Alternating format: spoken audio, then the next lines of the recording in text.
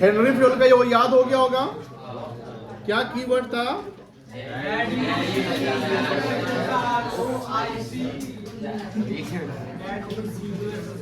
यही था ना, याद होगा लगभग। चलिए अब थोड़ा सा हम लोग बुक पे आते हैं। प्लीज बुक पे आइए, मोबाइल नहीं चलाइएगा। प्रिंसिपल ऑफ मैनेजमेंट, 2 दिन से यही चल रहा था, आज तीसरा दिन है ना।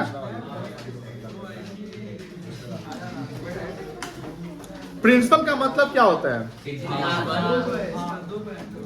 सिद्धांत, हम कह सकते हैं एथिक्स, हमारा कुछ values, principle, rules, policy, guidelines, यानी एक सिस्टम जहां पर जिस सिस्टम को हमको डिसिप्लिन वे में फॉलो करना है।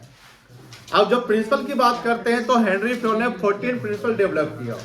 तो 14 में किसी भी चीज को ले लो, एक प्रिंसिपल ही कहलाएगा।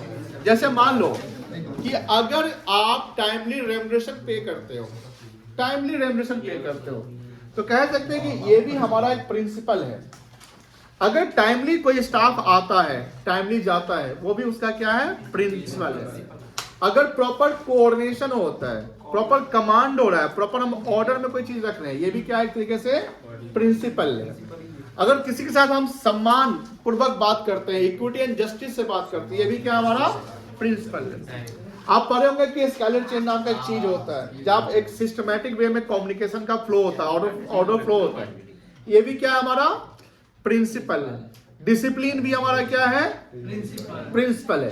तो principal is everything which helps in the achievement of organisation goals. Principal हर एक चीज है जो हेल्प करता है गोल को अचीव करने में। सिर्फ एक ही चीज प्रिंसिपल की, हाँ कंपनी का पॉलिसी प्रिंसिपल ऐसा नहीं है, हर चीज प्रिंसिपल है जो हम कंपनी के फायदे के लिए देखते हैं। अब आपने एक प्रिंसिपल देखा होगा, subordination of individual interest to general interest. तो ये प्रिंसिपल क्या कहता है कि भैया हर एम्प्लॉय अपना बेनिफिट सेकेंडरी रखेगा, हर एम्प्लॉय अपना बेनिफिट सेकेंडरी रखेगा, प्राइमरी बेनिफिट जो रखेगा वो ऑर्गेनाइजेशन का रखेगा। अगर ऑर्गेनाइजेशन का बेनिफिट होता है, गोल अचीव होता है, तो अल्टीमेटली उस एम्प्लॉय का भी गोल अचीव होगा जिस एम्प्लॉय का कंट्रीब्यूशन ज्यादा होता है। अब यहीं पे हमको एक मीनिंग पढ़ना है कि मीनिंग ऑफ प्रिंसिपल क्या है। The principle refers to a statement which reflects a fundamental truth about the some phenomena based on cause and effect relationship. Cause and effect relationship क्या कहता है कि कोई कारण होगा, उसके इफेक्ट होंगे, उस इफेक्ट को ठीक करने के लिए हमको प्रिंसिपल अप्लाई करना पड़ेगा। प्रैक्टिकल लाइफ में गवर्नमेंट ने जब कोविड का सिचुएशन आया था, शुरू हुआ था, तो उस समय गवर्नमेंट ने बहुत सारे रूल्स बनाए थे। वो रूल्स को हम कह सकते हैं कि प्रिंसिपल। हम सब अपने लाइफ में भी रूल्स बनाए थे कि एक डिसिप्लिन वे में हमको रहना है, कहीं ना कहीं कोई भी चीज़ को हम प्रॉपर मेंटेन करें, कोई भी चीज़ करेंगे तो कहीं ना कहीं वो क्या हमारा प्रिंसिपल है। तो प्रिंसिपल का मतलब क्या है कि जब कोई कॉज होता है, क्या होता है? कॉज। तो कॉज होता है तो उसका इफेक्ट पड़ेगा। अब मान लो इसका इफेक्ट पॉजिटिव है कि नेगेटिव है। अगर नेगेटिव इफेक्ट है तो उस नेगेटिव इफेक्ट के हम रीजन को फाइंड आउट करेंगे कि रीजन क्या है। अब जो रीजन फाइंड आउट हो जाते हैं तो उस रीजन के को करेक्ट करने का हम सॉल्यूशन ढूंढेंगे। जो सॉल्यूशन मिल जाता है कि हाँ ये सॉल्यूशन यानी इस सिस्टम से चलेंगे तो ये काम क्लियर हो जाएगा। जब उस सॉल्यूशन को हम प्रॉपर अप्लाई करते हैं और अप्लाई करने से लगता है कि हाँ ये जो तरीका है वो सही है, तो जब हम रेगुलर अप्लाई करते हैं, उस रेगुलर अप्लाई करने से हमारे पास अब नेगेटिव रिजल्ट उससे नहीं आ रहे हैं, पॉजिटिव रिजल्ट आ रहे हैं, तो उसको हम एक प्रिंसिपल मान लेते हैं। प्रिंसिपल क्या होता है? जैसे आप रिपीटेडली कोई काम करते हैं, जैसे मान लो कि आप करते हैं R&D, आप क्या करते हैं? R&D, रिसर्च एंड डेवलपमेंट कर रहे हैं, किसी चीज को खोजने की कोशिश कर रहे हैं। वो जब तक नहीं मिल रहा तब तक वो आपका प्रिंसिपल नहीं है। जब तक कोई चीज अचीव नहीं हुआ तब तक वो आपका प्रिंसिपल नहीं है। जब आप R&D करते हो, R&D सक्सीड कर जाता है। R&D क्या करता है? आपका सक्सीड करता है, कहीं ना कहीं उससे हमारा गोल अचीव हो जाता है, तो हम उसको क्या अपने जीवन में, कंपनी अपने लाइफ में, कंपनी के एक्सपेंशन में क्या हो जाता है? अप्लाई होता है, यूनिवर्सल हो जाता है कि हाँ अब ये प्रिंसिपल अप्लाई करना है, बिकॉज ये इसी प्रिंसिपल के थ्रू हमने गोल को क्या किया है? अचीव किया है। तो हमारा कहना है कि principle refers to statement which reflects the fundamental truths about some phenomena based on cause and effect relationship. अब कुछ यहाँ पर रिलेशनशिप बताने वाला है। रिलेशनशिप इन द सेंस की मैनेजमेंट प्रिंसिपल का, यहाँ जो हम प्रिंसिपल पढ़ रहे, ध्यान रखिएगा, प्रिंसिपल तो बहुत प्रकार से हो सकते हैं, जैसे साइंस में प्रिंसिपल होते हैं, कोई फॉर्मूला लगाना है, कोई सिस्टम को फॉलो करना है। हमको अभी पढ़ना है मैनेजमेंट। क्या पढ़ना है? मैनेजमेंट। तो यहाँ जो प्रिंसिपल पढ़ना है वो मैनेजमेंट का प्रिंसिपल पढ़ना है। किसका प्रिंसिपल पढ़ना है? मैनेजमेंट का प्रिंसिपल पढ़ना है। मैनेजमेंट में कैसे प्रिंसिपल अप्लाई करते हैं जो गोल अचीव करते हैं। अब जैसे मैनेजमेंट का प्रिंसिपल ध्यान रखिएगा, जैसे अगर हम रिजिड वर्ड ले आए और फ्लेक्सिबल वर्ड ले आते हैं, दो वर्ड है आपके पास, रिजिड एंड फ्लेक्सिबल। तो इस रिजिड और फ्लेक्सिबल में बताइए कि मैनेजमेंट में कौन सा प्रिंसिपल अप्लाई होना चाहिए, रिजिड प्रिंसिपल की फ्लेक्सिबल? Obviously flexible. क्यों फ्लेक्सिबल अप्लाई होना चाहिए? क्योंकि हमारा जो बिजनेस इन्वायरमेंट है वो डायनेमिक है। अब डायनेमिक बिजनेस इन्वायरमेंट को अगर आपको एक्सेप्ट करना है, उसमें अगर आपको सर्वाइव करना है, तो हमारा प्रिंसिपल क्या होना चाहिए? फ्लेक्सिबल होना चाहिए।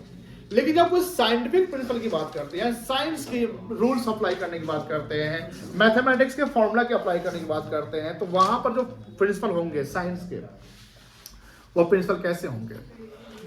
रिजिड नेचर होंगे। आपने पढ़ा होगा नेचर ऑफ मैनेजमेंट, याद है? रिसो खड़े हो जाओ, खड़े हो जाओ। नेचर ऑफ मैनेजमेंट जो हम पढ़े थे, चैप्टर 1 में पढ़े थे, बताइए कितने नेचर ऑफ मैनेजमेंट थे? कोई हेल्प नहीं करेगा किसी को, जिससे पूछा जाए वही जवाब देगा। बताओ कितने नेचर ऑफ मैनेजमेंट थे?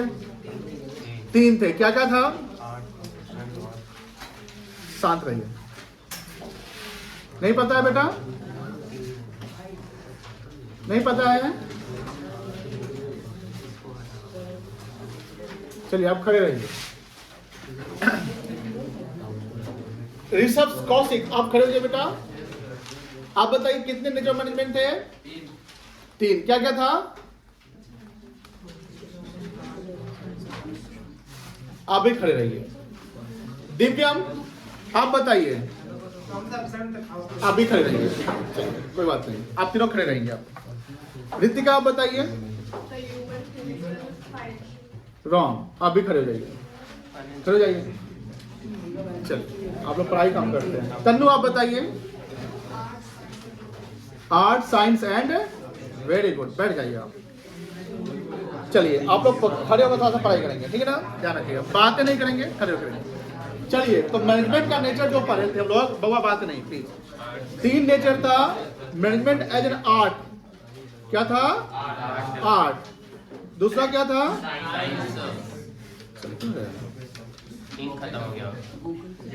दूसरा था क्या? साइंस। और तीसरा था प्रोफेशन। ये मैनेजमेंट का नेचर है। देखो ध्यान से, जो आप पढ़ाई करते हो उसको रिटेन करना बहुत जरूरी है ना? चलिए, तो यहाँ देखिए क्या बात होती है कि हमें जब रिलेशनशिप की बात करते हैं, वो बात नहीं, तो रिलेशनशिप हमें देखना है management principle versus pure science principle. वो आप याद करो, नेचर ऑफ मैनेजमेंट का बात, वही सब बात यहाँ पर आने वाला है। ये आपका है मैनेजमेंट प्रिंसिपल्स और ये क्या है आपका? Pure science principle. तो यहाँ पर मैनेजमेंट प्रिंसिपल हमारा क्या है? Very flexible. क्यों है फ्लेक्सिबल? तो बच्चे ने जवाब दिया, बिकॉज हमारा बिजनेस जो इन्वायरमेंट है वो डायनामिक नेचर का है। डायनामिक नेचर का मतलब, बैठ जाइए चारों। डायनामिक नेचर का मतलब ये होता है कि सिचुएशन हमेशा चेंज होता है। आप सोचे होंगे, आप सुने होंगे, एक पेस्टल एनालिसिस पढ़े होंगे। पेस्टल बिजनेस इन्वायरमेंट पढ़ना है। Pastel, P for political, E for economical, S for social, T for technological, L for legal और E फॉर इन्वायरमेंटल। ये जो है, ये कहीं ना कहीं हम कह सकते हैं ये चेंज होते रहता है टाइम टू टाइम। आप देखो, जैसे यूएस का प्रेसिडेंट चेंज हुआ तो अमेरिका का प्रेसिडेंट बन गया डोनाल्ड ट्रंप। तो डोनाल्ड ट्रंप के आने से देखोगे पूरा वर्ल्ड इकोनॉमी में कहीं ना कहीं बातें चल रही कि वो किसी पे टैरिफ बढ़ा रहा है, किसी पे नहीं। कहीं ना कहीं जो कह सकते हैं कि इलीगल माइग्रेंट यूएस में थे उसको भगाया गया, भिजवाया गया। तो अब अमेरिका का प्रेसिडेंट का जो कॉन्सेप्ट है कि अमेरिकन को खुश रखना है, तो देखिएगा ध्यान से, जो माइग्रेंट्स को भगाया गया तो उसको कैसे, प्यार से नहीं भगाया गया, हाथ में और पैर को बांध दिया गया जंजीरों से, शायद खाना भी नहीं दिया गया, मतलब कि इस तरीके से। तो वो उसका वीडियो बनाकर दिखाया गया। ये क्यों दिखाया? अब बताइए, इससे खुश कौन होगा? अमेरिकन खुश होंगे। ठीक किया इसको कैसे? अब अमेरिकन खुश होंगे तो अमेरिका के प्रेसिडेंट को करना क्या है? आप ही को खुश रखिए, वोट तो आप ही देंगे। दूसरा बात की ये अब इंडिया पे टैरिफ की बात करता है, चाइना पे करता है, मैक्सिको पे करता है, कनाडा पे करता है, वगैरह वगैरह पे। यहाँ यूक्रेन के प्रेसिडेंट से झगड़ा हो जाता है। सिंपल सी बात है कि पॉलिटिकल इंपैक्ट कितना जो इंपॉर्टेंट है कि कोई पॉलिटिकल पार्टी अगर चेंज होता है तो उसे वर्ल्ड इकोनॉमी पे इंपैक्ट पड़ जाता है। आज हो सकता है कि मान लो कि जिसे यूक्रेन का प्रेसिडेंट कौन है, जेलेंस्की है, हो सकता है कि मान लो कि जेलेंस्की हट जाए और दूसरा बन जाए, अमेरिका चाहे तो कर सकता है। वर्ल्ड में ध्यान रखिएगा 70% देश पे जो सरकार चेंज करवाने में अमेरिका का सबसे बड़ा रोल होता है। और वो अगर चाहे कि किसी और को बना देते हैं तो वो उसी को बनाएगा जो रशिया के साथ समझौता कर ले, यही ना बात होगी। तो इससे भी तो वर्ल्ड इकोनॉमिक सिनारियो चेंज हो जाएगा। अब रशिया समझौता करेगा तो रशिया किसके साथ आ जाएगा, यूएसए के साथ आ जाएगा। और जब यूएसए के साथ अगर रशिया आ जाता है तो इससे प्रॉब्लम चाइना को भी तो हो सकता है। चाइना कहेगा हम इसको अपना बना के रखे थे, चल गया उधर, है कि नहीं। तो यहां पर क्या है कि जो बिजनेस इन्वायरमेंट होता है प्रॉपर पूरा का पूरा डायनेमिक है। और डायनेमिक में ध्यान रखिएगा, डायनेमिक में 5 वर्ड जो लेटर है ये पेस्टल ध्यान रखेंगे कि पॉलिटिकल, इकोनॉमिकल। इकोनॉमिकल मतलब कि जो परचेजिंग पावर है लोगों की वो भी तो चेंज होती है, डिमांड एंड सप्लाई भी तो चेंज होंगे, फैशन एंड ट्रेंड चेंज होगा तो वो भी सब चेंज होगा। सोशल, आज देखो रिलीजियस या सोशल इंपैक्ट जो सोसाइटी के लोगों को उस पर इंपैक्ट होता है। टी फोर गया आपका टेक्नोलॉजिकल, अभी एआई का जमाना है, आप देखते होंगे, आप बहुत सारे देखो डिजिटल पेमेंट का जमाना है बहुत सारी चीजों में। तो ये कहीं ना कहीं इंपॉर्टेंट पॉइंट है कि पेस्टल को हमें ध्यान रखना है। पेस्टल को ध्यान रखने के बाद हर बिजनेसमैन जो है वो एक स्वोट एनालिसिस करता है। स्वोट मतलब वो SWOT, स्वोट लिख लोगे, SWOT। एस फॉर होता है स्ट्रेंथ, W फॉर होता है वीकनेस, O फॉर होता है अपॉर्चुनिटी और T फॉर होता है threat. Strength, weakness, opportunity and threat.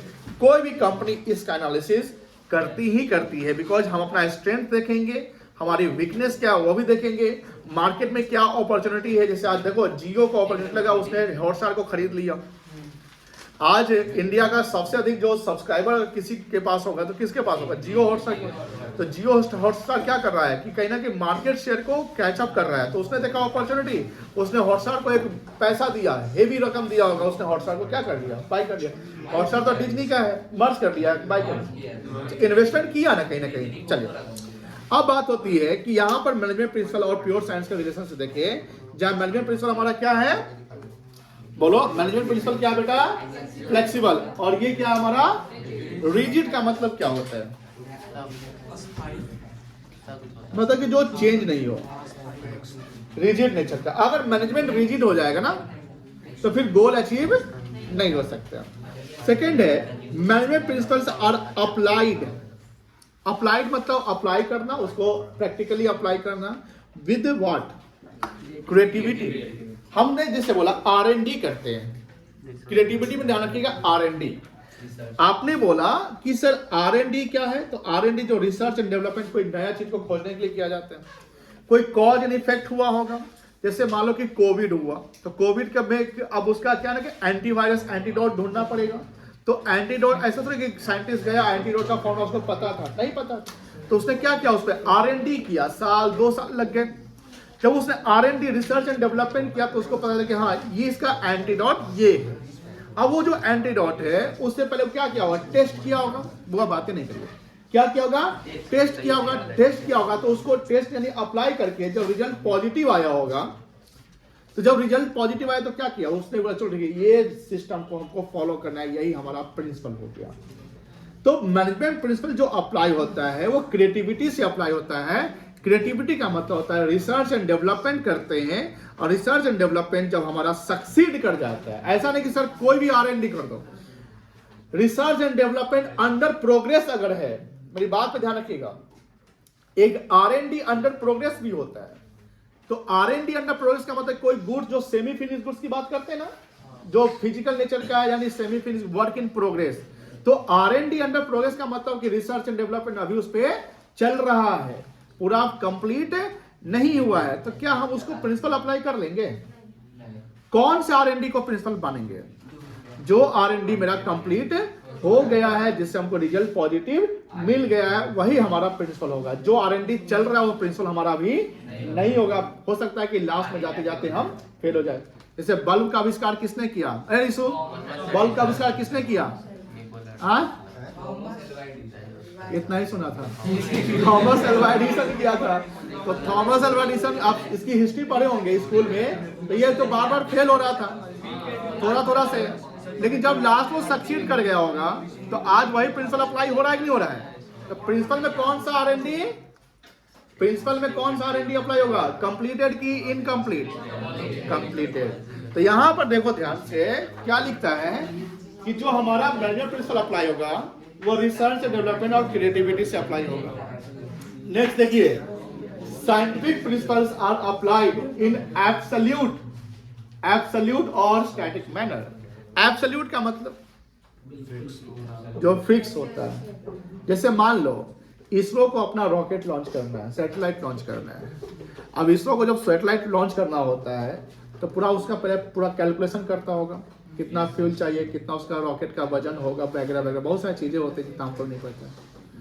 आप मंगल ग्रह, सॉरी कौन फिल्म बताया वो, मंगलयान चंद्रयान, मिशन मंगल। तो मिशन मंगल जो मूवी आया था उसमें पूरा साइंस को बताया गया, पूरा नहीं थोड़ा बहुत बताया गया, बट आप देख रहे हैं कि उसमें जो भी चीज दिखाया गया वो एक तरीके से साइंटिफिक टर्म में बताया गया कि हाँ कैसे हम पहुंच सकते हैं वहां पर, कैसे गोल अचीव कर सकते हैं। याद रखिएगा कि वो जो पहुंचने का है वो आपको पहले से पता है कि ऐसे ही पहुंचेंगे, है कि नहीं है। लेकिन ध्यान रखिएगा, अगर मैनेजमेंट को गोल को अचीव करना है 3 साल में, कंपनी को प्रॉफिट मैक्सिमाइज करना है, मार्केट से अचीव करना है, आप जो 3 साल में करना है और उसका फर्स्ट ईयर जब प्लानिंग करते हैं तो थर्ड ईयर में क्या सेम प्लानिंग चलता रहता है कि बीच में चेंजिंग नहीं आते हैं,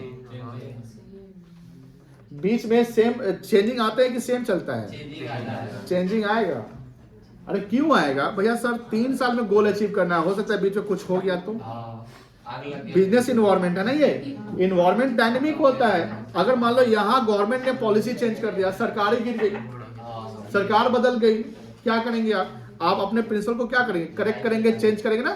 तो बात ये होती है कि जो मैनेजमेंट प्रिंसिपल है क्रिएटिविटी से बनता है, बट साइंटिफिक प्रिंसिपल क्या होता है, एब्सोल्यूट होता है। कोई दिक्कत नहीं है, क्या वर्ड याद रखिएगा, एब्सोल्यूट एंड स्टैटिक। किसमें याद रखिएगा, साइंस में, और इसमें क्या याद रखिएगा, क्रिएटिविटी। थर्ड है management principle have to keep pace with change in environment. वही हुआ पेस मतलब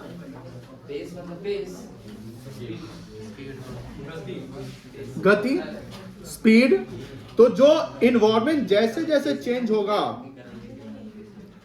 जैसे जैसे इन्वायरमेंट चेंज होगा, क्या हम अपने मैनेजमेंट प्रिंसिपल को भी वैसे वैसे चेंज करेंगे, नहीं करेंगे, एकदम करेंगे।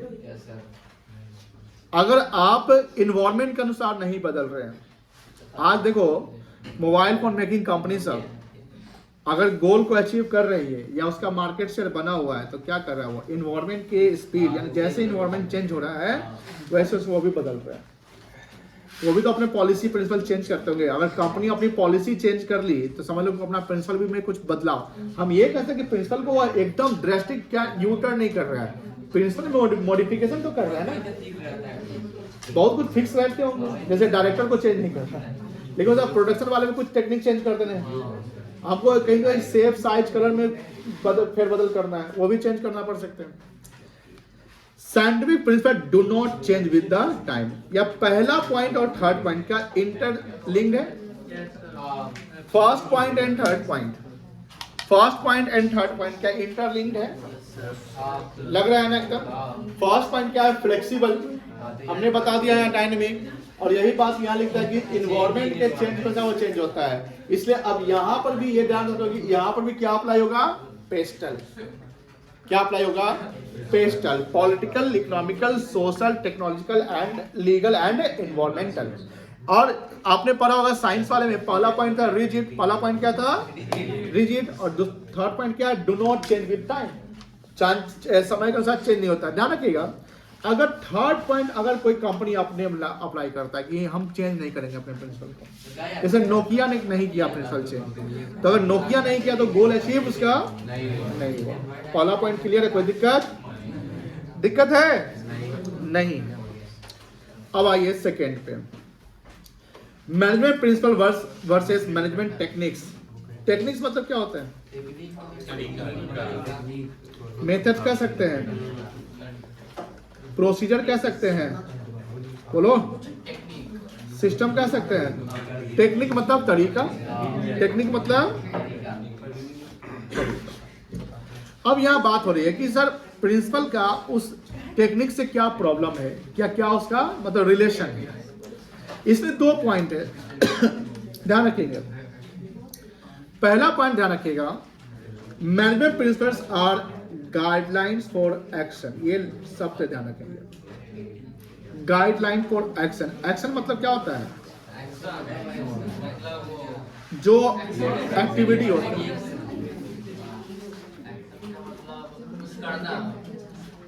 करना। एक्शन मतलब एक्टिविटी कह सकते हैं। तो जो एक्टिविटी हमको करना है या जो एक्टिविटी चल रहा है वो एक्टिविटी किसी सिस्टम को फॉलो किया जा रहा हो ना। यानी कहीं ना कहीं आप देखिए ध्यान से कि मैनेजमेंट में जितने भी डिपार्टमेंट है,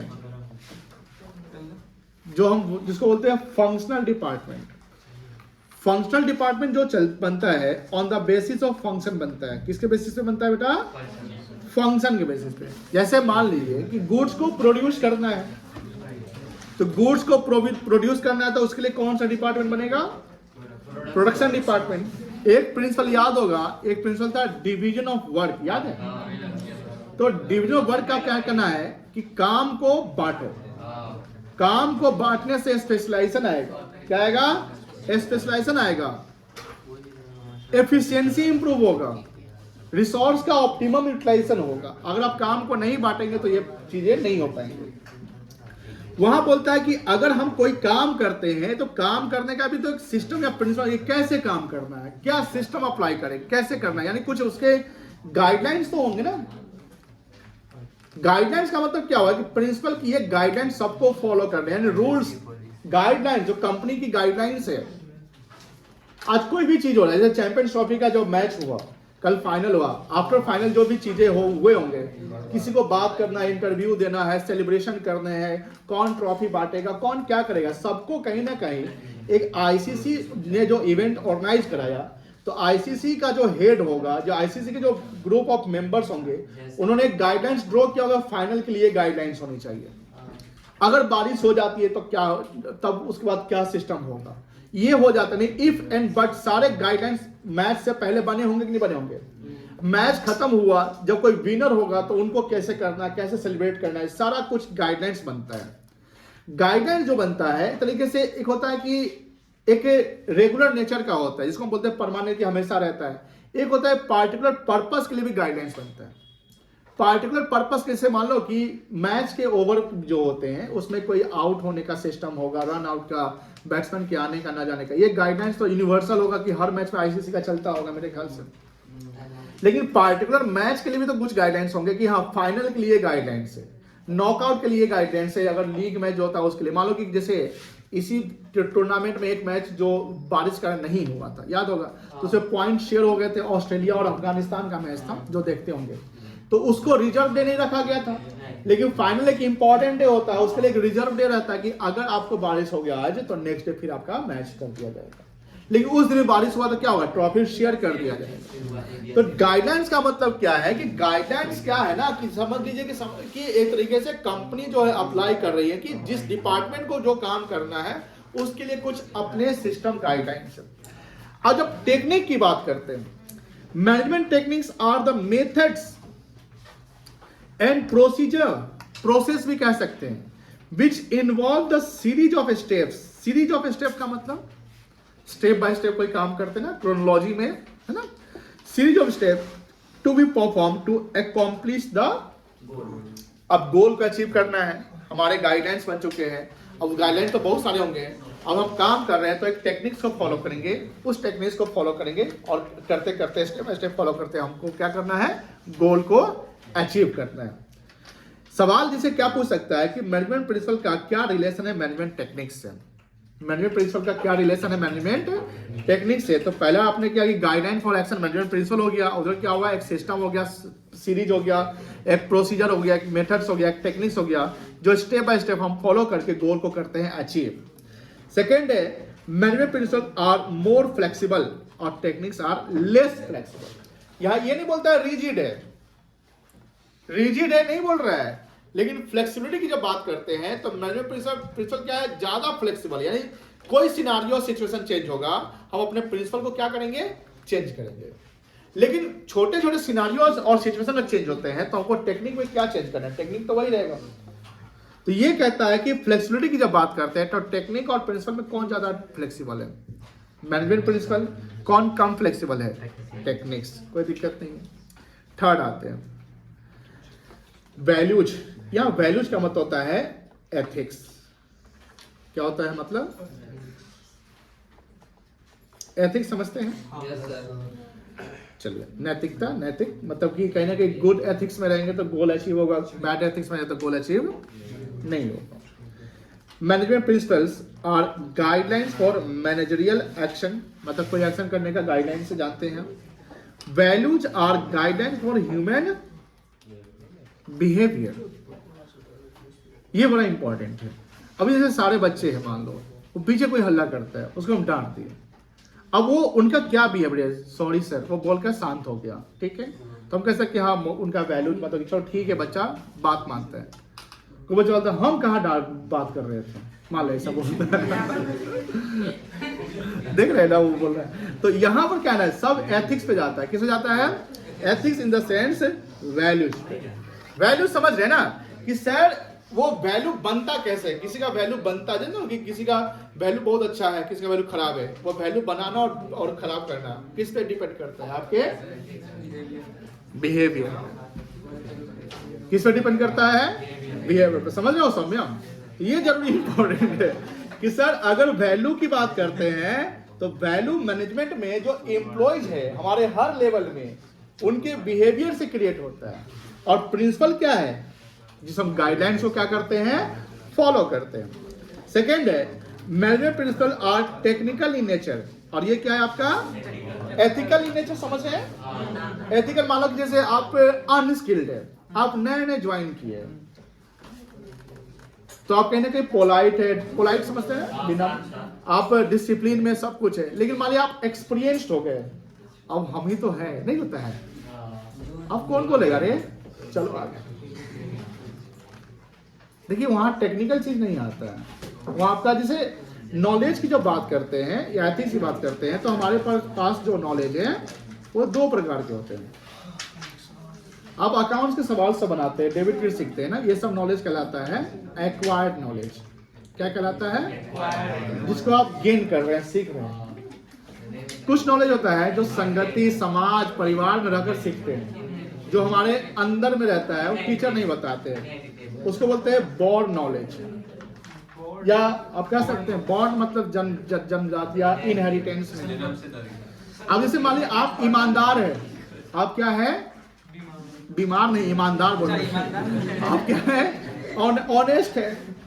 तो अब बताइए ऑनेस्ट की बातें जो है, हम कितना बोले कि बेटा ऑनेस्ट होना है, तो मन में नहीं रहेंगे तो फिर क्या होगा, इगोइस्टिक होना, रूड रहना। कोई एक्सपीरियंस एम्प्लॉय तो उनके अंदर में एक घमंड होता है कि हम तो पुराने हो गए हैं, कौन बोलेगा। तो ये सब चीजें होती है, तो कहीं ना कहीं क्या है ना, एथिकल होता है। एथिकल का मतलब यही हुआ कि सर आपके बिहेवियर से वो क्रिएट होता है, और मैनेजमेंट कैसे गाइडलाइंस होता है और टेक्निकल इन नेचर होता है। कोई दिक्कत नहीं है, समझ गया। यहाँ फ्लो चार्ट देख लो, ए बहू आप फ्लो चार्ट देखो। पहला था management principle versus pure science, इसमें तीन बातें थी। पहला बात क्या था, फ्लेक्सिबल और रिजिड का। दूसरा बात क्या था, क्रिएटिविटी से था। और वो क्या था आपका, एब्सोल्यूट और स्टैटिक था। वर्ड पे, कीवर्ड पे याद रखना। इसको एक काम करो, लिख लो, कॉपी है ना, अभी नहीं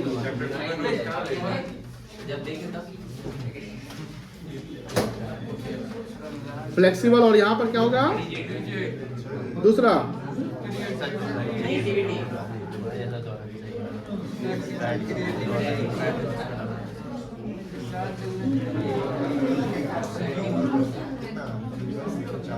यही था ना। थर्ड क्या था, डायनेमिक, और ये फिक्स कह सकते हैं। चलिए मैनेजमेंट प्रिंसिपल वैल्यूज में ये कहाँ था, यहाँ क्या था,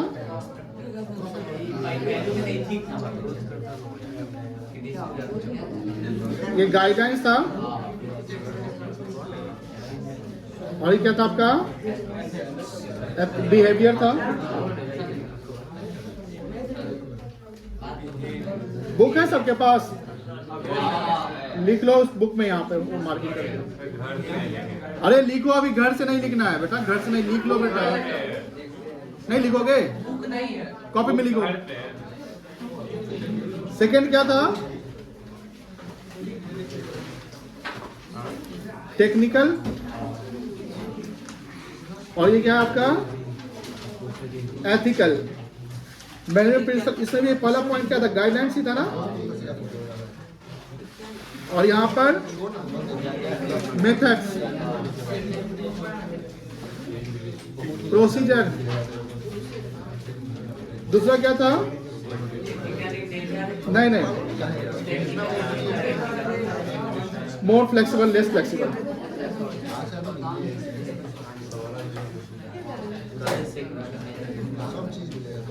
ये कीवर्ड लिख लो।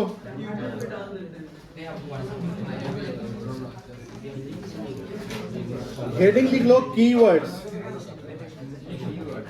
कीवर्ड्स लिख लो। यहां पहला पॉइंट, यहां दूसरा और यहां तीसरा। चलो लिखो जल्दी।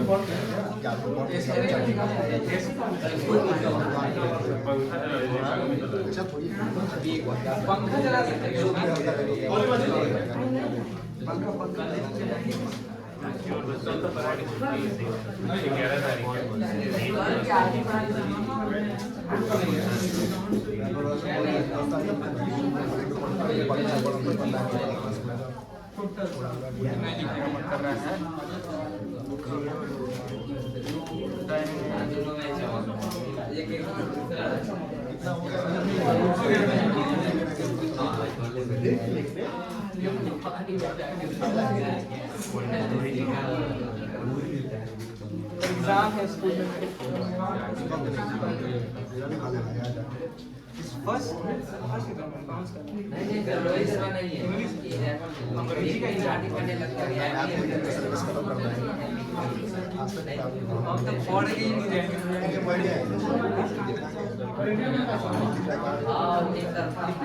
उसका क्या है दो बुक है इसमें क्या लिखना है मीनिंग ऑफ प्रिंसिपल ऑफ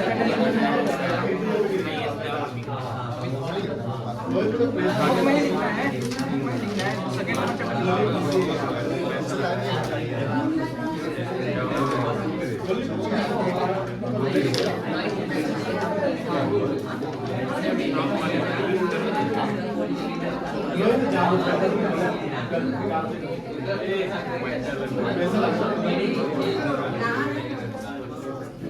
लिख लिया सब लोग?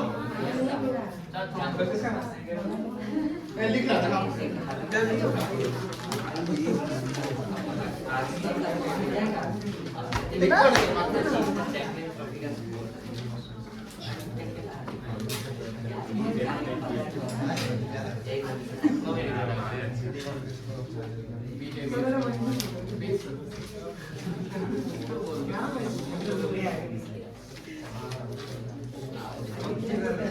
हो गया? हटा दे।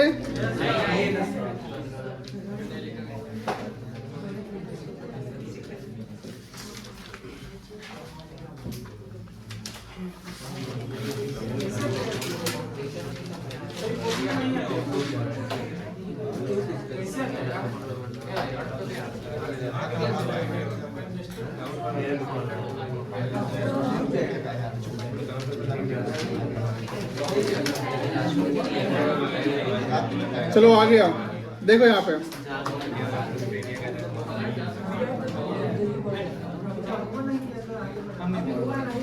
बात नहीं करो,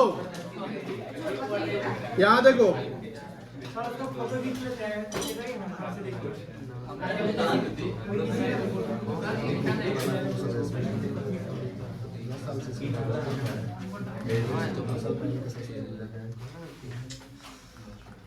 हो गया।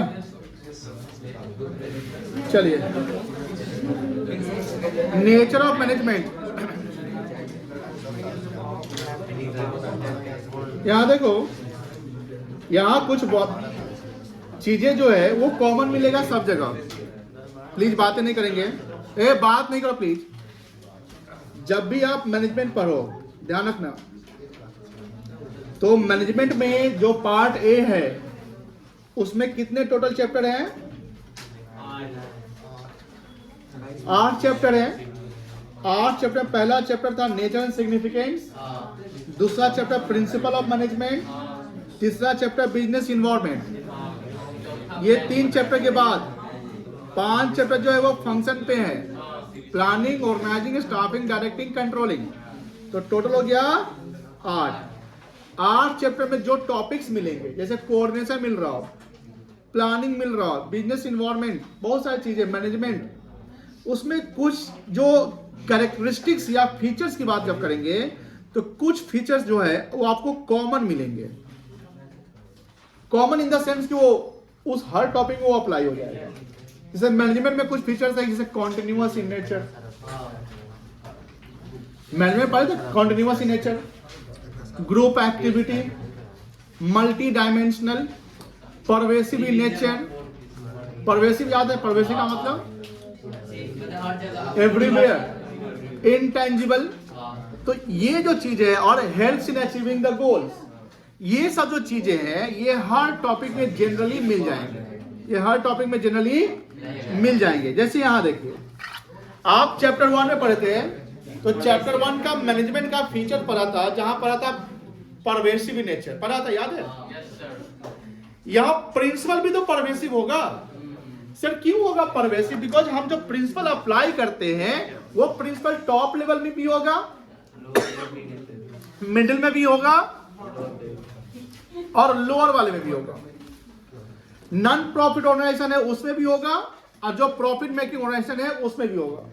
स्मॉल स्केल इंडस्ट्री है या लार्ज स्केल इंडस्ट्रीज है, सब जगह होगा। इसलिए हम कह सकते हैं कि प्रिंसिपल हमारा क्या होगा? यूनिवर्सल। यूनिवर्सल मतलब परवेसिव। परवेसिव का मतलब होता है एवरीवेयर। परवेसिव का मतलब क्या होता है? एवरीवेयर, सब जगह। यानी हमारा प्रिंसिपल सब जगह अप्लाई होगा, कोई दिक्कत नहीं है। क्लियर है? रिशु खड़े हो, तुमको बार बार बोल रहे हैं, फिर तुम रो देगा, हमको पता है। हम एक बार और रुलाएंगे तुमको। अब पक्का उस दिन तो रुलाएंगे तो रोया था, अब हम रुला देंगे, हम पीट के रुला देंगे। अब वही बात है कि तुम अभी क्या किए यही बात बोलेगा, तुम दोहराएगा यही बात कि हम क्या किए, वो कर रहा है, ई कर रहा है, हम सब नोटिस कर रहे हैं, और घर तक पहुंचा देंगे हम आपको पिटते हुए। बात समझ लीजिए, हम ढिला रहे हैं आपको। उस दिन बिना बात किए आप रोए थे, आज बात के रो दीजिएगा, जानबूझ कर रुला देंगे हम आपको। आप पीछे बैठे, आगे सीधे घसते पीछे चले गए आप। बात नहीं समझता ये लड़का। अभी सबसे कमजोर इस कोचिंग में तुम ही बन रहा है। बात समझो तुम कोई चीज का। मेरा रिस्पॉन्सिबिलिटी गांव मोहल्ला का तुम है। अरे गांव मोहल्ला का दिक्कत ना हो जाएगा। बात समझ ये सब पढ़ रही है, देखे तो करवा रही, कुछ होगा तो हमने पढ़ेगा। बात क्या समझते हैं?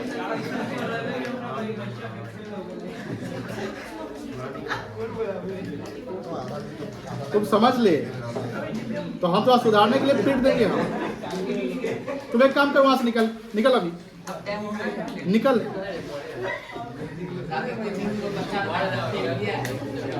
ये वो लग गया खबरें का कंपार्टमेंट, अकाउंट से में लगा दिया था।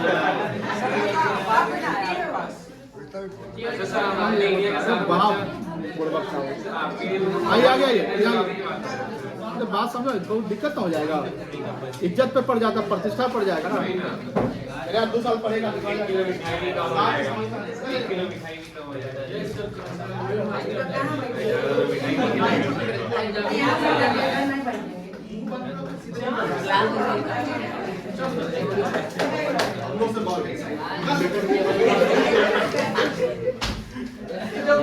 छोटा था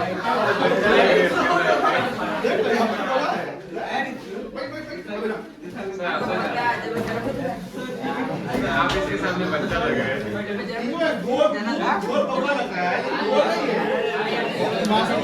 बड़ा बदमाश है। ये करता क्या है ऐसे,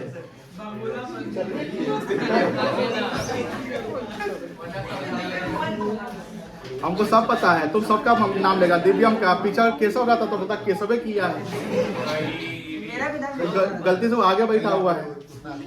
चलिए प्लीज बात है, देखिए आप लोग ध्यान रखिएगा, दिव्यम आपको भी बता देते हैं बेटा, और ऋषभ कौशिक तुमको भी बता देते हैं, तुम तीनों को बता रहे हैं। तुम लोग ध्यान रखो, जैसे हंसी मजाक ठीक है, इनफॉर्मल जरूरी है, जैसे अभी हम इनफॉर्मल पार्ट कर दिए, लेकिन पढ़ाई जरूरी है बेटा।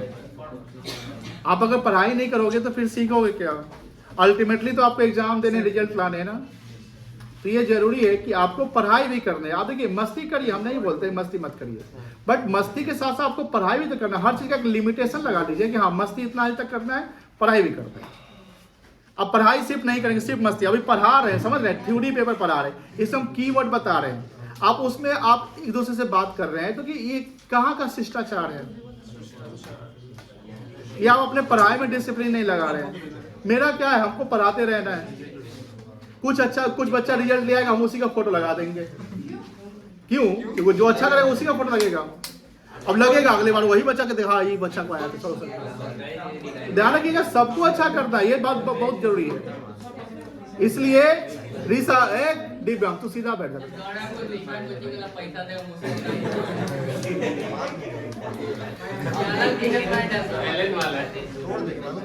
चलिए इस सूत्र आप पढ़िए तो इसका डिटेल क्या लिखा हुआ है, सब रिकॉर्डिंग हो गया। हाँ जरूरी है ना, क्या करेगा, प्लीज बात नहीं कैसा प्लीज।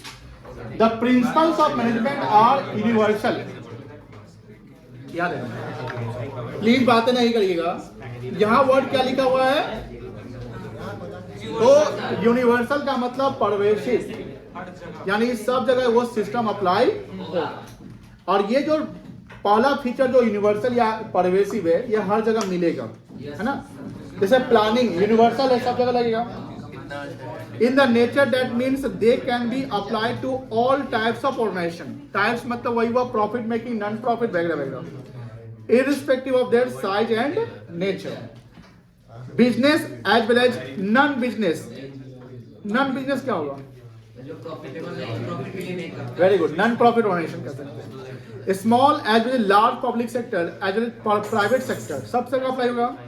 ये पढ़ लीजिए, principle of division of work is applied in government offices, private company, सब जगह होता है, हो गया ना। सेकेंड देखो, अभी तक जो आप जैसे प्रिंसिपल का रिलेशनशिप पढ़ रहे थे, प्रिंसिपल का रिलेशनशिप पढ़े साइंस के साथ, प्रिंसिपल का रिलेशन पढ़े आप टेक्निक के साथ, और प्रिंसिपल का रिलेशन पढ़े आपने किसके साथ, तीसरा क्या था, वैल्यूज के साथ। उस तीनों में देखिएगा जो मैनेजमेंट प्रिंसिपल का बात था, उसमें लिखा था कि ये गाइडलाइंस इसमें रहते हैं। जनरल गाइडलाइंस का मतलब हुआ कि कुछ गाइडलाइंस ऐसे हैं जो मैनेजमेंट का टॉप लेवल हो, मैनेजमेंट का मिडिल लेवल हो, या मैनेजमेंट का लोअर लेवल हो, वो सब जगह अप्लाई करना है उसको। मतलब कि समझ लो कि एक तरीके से स्टैंडिंग इंस्ट्रक्शंस है टू एवरी एम्प्लॉय। जैसे ड्रेस कोड समझते होंगे, फॉर्मल, जैसे एक फॉर्मल होता है, एक इनफॉर्मल होता है। Timing, time of payment of salary, date of salary, ये भी कि सैलरी जाएगा तो इतने तारीख को चला जाएगा सब। कोई सेमिनार्स की बातें होती है, मीटिंग्स की बातें, प्रोडक्ट की क्वालिटी की बात करना है, एड ऑन की बात करना है। लोअर लेवल वाला भी वही बात बोलेगा प्रोडक्ट के बारे में जो टॉप वाला बोल रहा है, जो मिडिल वाला बोल रहा है। कंपनी का कोई भी लेवल का एम्प्लॉय किसी से बात करिए, प्रोडक्ट की बातें, फीचर जो है वो बताएंगे ही बताएंगे। तो कह सकते हैं these are the general guidelines. Management principles are guidance to actions, but these principles do not provide ready-made solution for any problem. जैसे R&D हमने बोला ना कि जो R&D आप कर रहे हैं, R&D जब कंप्लीट हो गया तो उसके सिस्टम को आपने एक गाइडलाइंस बना लिया कि अब यही हमारा गाइडलाइंस हो गया।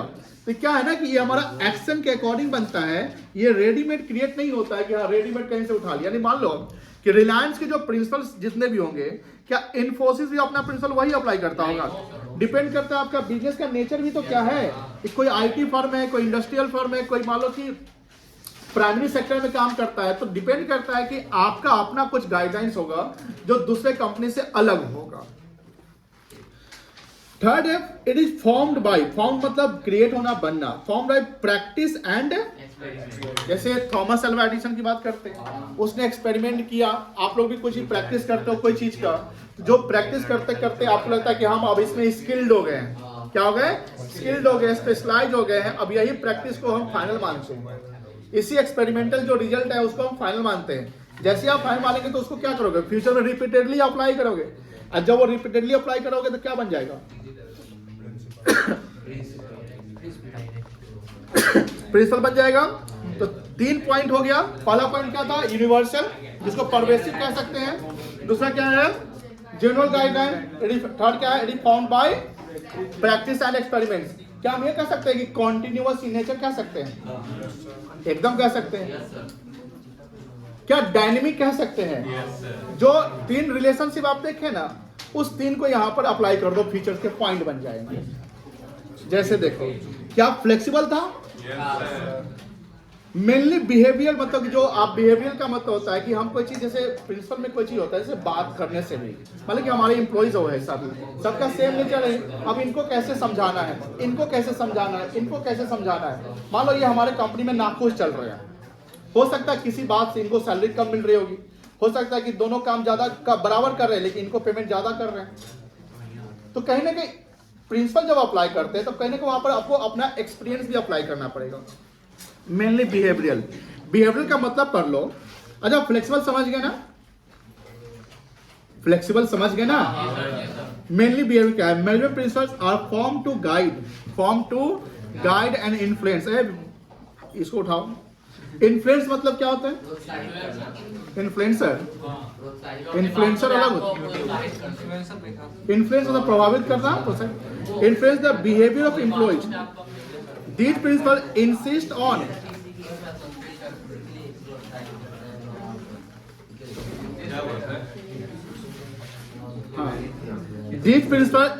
on improving the relationship between superior and subordinates. आप देखते होंगे जैसे मैनेजमेंट में जितने भी लेवल है, हमने अभी जस्ट बोला कि ये नाखुश चल रहे मालूम मैनेजमेंट से, क्योंकि इनको हो सकता है कि सैलरी का प्रॉब्लम होगा, क्या इनको छुट्टी नहीं मिलता होगा, कोई भी कारण हो सकता है, या प्रोडक्ट क्वालिटी खराब कर दी उसमें सुनने होंगे। तो यहाँ पर क्या है कि हर चीज को कहीं ना कहीं क्या कंपनी में जो सुपीरियर होते हैं उनका काम होता है कि सबऑर्डिनेट वाले को प्रॉपर काम करें। जैसे आप पढ़ोगे ये प्रिंसिपल ऑफ कमांड सुने होंगे ना? तो कमांड क्या था? एक पर्सन ही कमांड करेगा। तो कहीं ना कहीं कह सकते हैं मेनली बिहेवियरल, मतलब कि सब कमांड उसको नहीं कर रहा है, एक ही उसको इन्फ्लुएंस कर रहा है, उसको गाइड कर रहा है, उसको असिस्ट कर रहा है।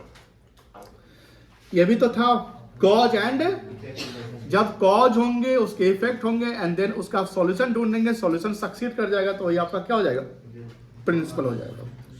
Many principles are based on cause and effect relationship. That means principles tell us if a particular principle is applied in a situation. कोई सिचुएशन आता है, उस सिचुएशन में आपने उस प्रिंसिपल को अप्लाई कर दिया।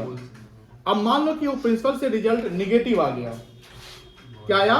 निगेटिव। क्या आप प्रिंसिपल अप्लाई करेंगे सेकंड में? तो चेंज करना पड़ेगा।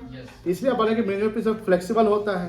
फ्लेक्सिबल होता है कि अगर अप्लाई किए नहीं हुआ तो चेंज कर दो, लेकिन जो फिर सेकेंड प्रिंसिपल आप अप्लाई करते हैं और उससे रिजल्ट आपका पॉजिटिव आ गया, अब क्या करोगे? अप्लाई कर दोगे। तो यही हुआ cause and effect. What might be the effect although these causes this principle can not state. यहाँ स्टेट मतलब बताना perfectly the absolute result because these are applied on human being, but it helps in knowing some idea about the contingent याद है? Contingent मतलब क्या होता है? अच्छा, कंटीजेंट होता है अनसर्टेन, अनिश्चित समझते हैं ना। कंटीजेंट का मतलब होता है, लिख लो हैपनिंग और not happening.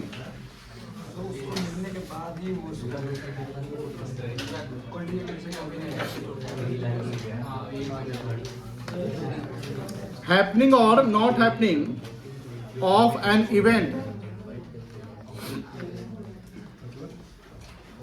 Depends on future. किसी इवेंट का, जैसे बिजनेस जब हम शुरुआत करते हैं तो प्रॉफिट जो वर्ड है, प्रॉफिट, ये कॉन्टिजेंट है कि नहीं है? बिजनेस जब शुरुआत करते हो तो प्रॉफिट हमारा कॉन्टिजेंट है कि नहीं है? प्रॉफिट हो गया इवेंट, प्रॉफिट क्या हो गया? तो प्रॉफिट क्या बोलता है? हैपनिंग और of an event depends on future. कोई यूपीएससी का एग्जाम देता है, कोई सीए का एग्जाम देता है, कोई क्लैट का दिया, कोई सीयूईटी का दिया, कोई बैंकिंग का दिया, तो जिस समय वो तैयारी कर रहा है तो उसका जो रिजल्ट है वो रिजल्ट क्या है? कॉन्टिजेंट है। हैपनिंग और not happening depend on future. हम जो प्रिंसिपल अप्लाई कर रहे हैं वो तो शुरुआत में कर दिया है, कोई बैक नहीं कसेगा, सुनेगा भी। जो हम प्रिंसिपल अप्लाई कर दिए हैं वो प्रिंसिपल का रिजल्ट तो फ्यूचर में आएगा। दैट्स व्हाई हमारा प्रिंसिपल क्या है? आपका कॉन्टिजेंट है। इसमें और ऐड ऑन कर लो, 8वां पॉइंट ऐड कर लो, continuous in nature.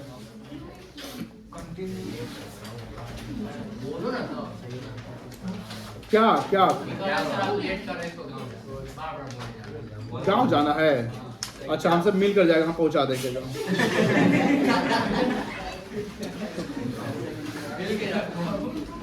Dynamic in nature एक और ऐड करा दे।